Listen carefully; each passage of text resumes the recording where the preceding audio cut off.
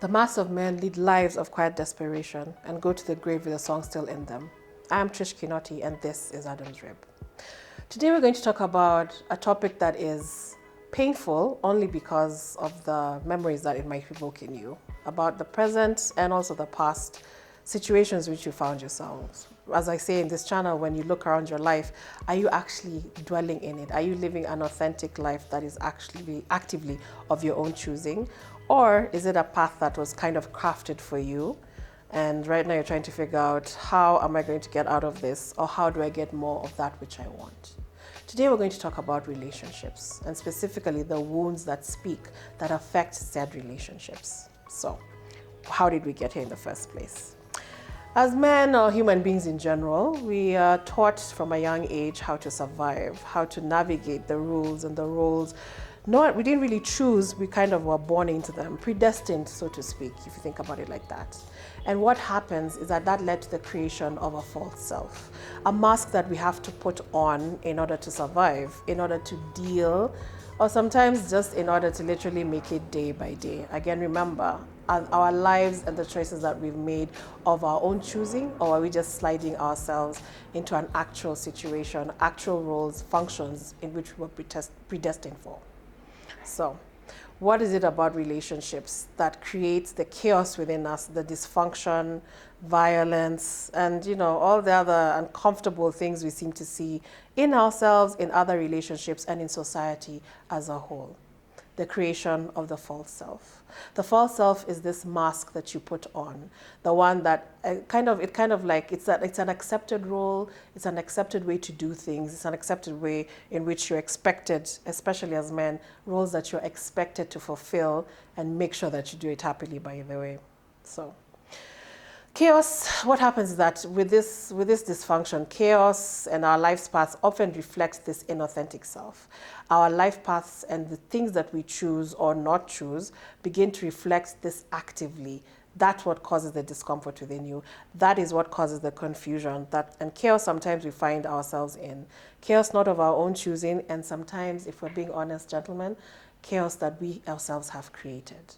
So this episode, I want it to be more introspective. Remember, I promised that we're in this together, like we're on Odyssey together, we're partners in this. So this episode is going to be more about asking you questions and giving you a space for introspection and honest introspection, because remember, this is a safe space. So let me begin with the first question. Which relationships with women in your lives are helpful, and which ones are dysfunctional? Have you thought about it? It's not really numerical, but more about quality. When I ask you this question, I want you to think about quality-wise. It doesn't have to be like 1, 2, 3, 4, 5, but I also just want you to think about what it makes you feel, like what particular relationships with women are actually helpful and which ones are actually chaotic and dysfunctional. I told you, this is a safe space, but an honest one at that. Okay, the second question.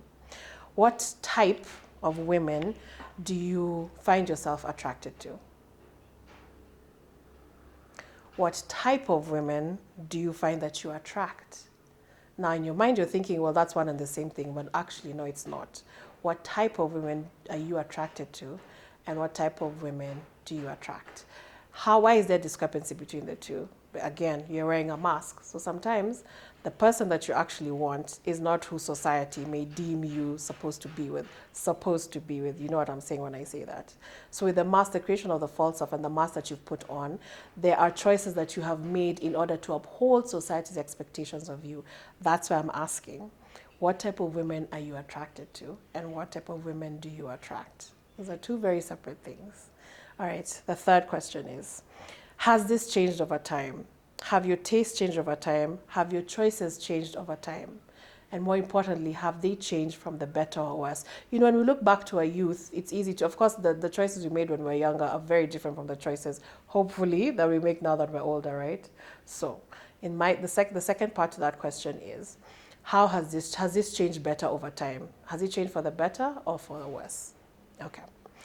The fourth question is, what kind of cycles do you find yourself repeating in your life? What kind of cycles when you're growing up did you find yourself repeating? Could be cycles of addiction, could be cycles of dysfunction, could be cycles of codependency, could be cycles of violence and abuse, everything that you grew up seeing.